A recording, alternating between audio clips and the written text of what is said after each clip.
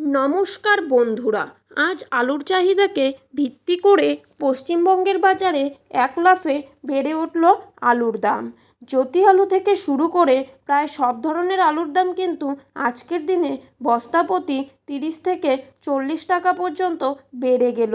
তো আমরা আজকে জেনে নেব আপনারা 2025 সালে আলু সংরক্ষণ করে লাভ করতে পারবেন নাকি লস করবেন। আজ পশ্চিমবঙ্গের কোথায় কোথায় আলুর দাম কত টাকা পর্যন্ত বাড়লো তার সমস্ত তথ্যই কিন্তু আমি আপনাদেরকে জানিয়ে দেব এই ভিডিওটির মাধ্যমে।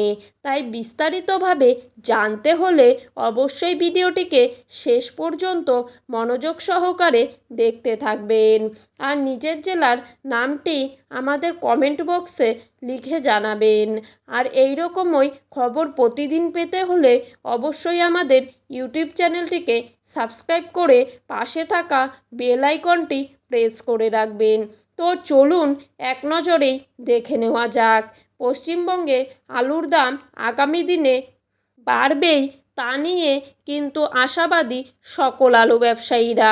2025 সালে বাংলায় আলু উৎপাদন অনেক বেশি হলেও পার্শ্ববর্তী সমস্ত রাজ্যে এবছর আলুর ব্যাপক চাহিদা রয়েছে, তাই দাম বাড়ার একটা বড় সম্ভাবনাও রয়েছে।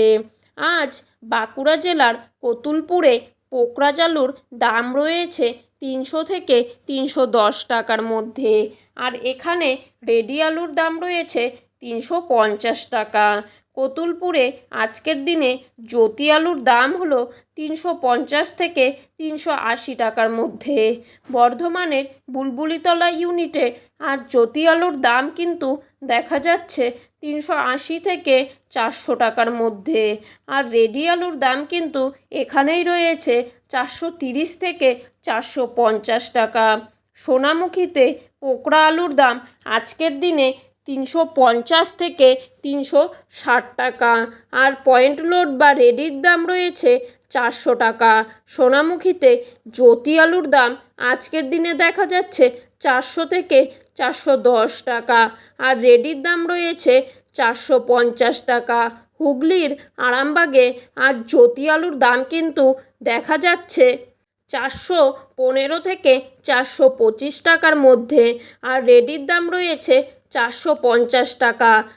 কোচবিহারে আজ জ্যোতি আলুর দাম কিন্তু রয়েছে 380 থেকে 390 টাকার মধ্যে। গুলশিতে জ্যোতি আলুর দাম কিন্তু আজকের দিনে রয়েছে 380 থেকে 390 টাকার মধ্যে। হুগলি জেলার বিভিন্ন স্থানে আজ কলম্বো আলুর দাম রয়েছে 480 থেকে 490 টাকার মধ্যে। ধূপগুড়িতে জ্যোতি আলুর দাম কিন্তু 350 থেকে 360 টাকার মধ্যে। তো বন্ধুরা, এই ছিল আজকের আলু সম্পর্কিত সর্বশেষ আপডেট।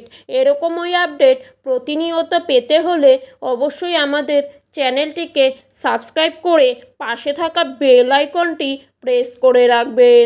ধন্যবাদ বন্ধুরা।